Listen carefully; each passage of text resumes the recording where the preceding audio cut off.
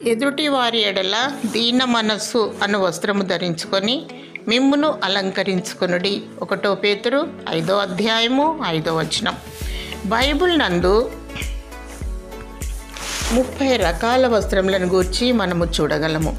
అందులో ప్రతిష్ఠిత వస్త్రాలు, సేవా వస్త్రాలు, రక్షణ వస్త్రాలు, తెల్లని వస్త్రాలు, ప్రకాశమానమైన వస్త్రాలు కలిగి మనము రక్షణ మారు మనస్సు పొంది దినదినము మనం ప్రభు అయిన యేసుక్రీస్తు వారిని వెంబడిస్తూ మనకి మనం తగ్గించుకొని తగు మాత్రం వస్త్రముల చేత మరియు సత్క్రియల చేత అలంకరించుకొనవలెను.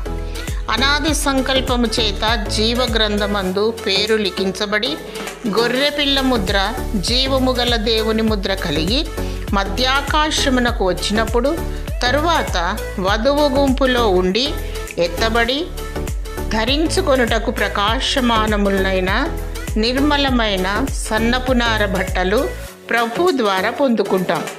దీన మనస్సు అను వస్త్రమును ధరించుకొన్నచో దేవుని దయను పొందెదము. దేవుడు మిమ్ములను లేవనెత్తి దీవించునుగాక.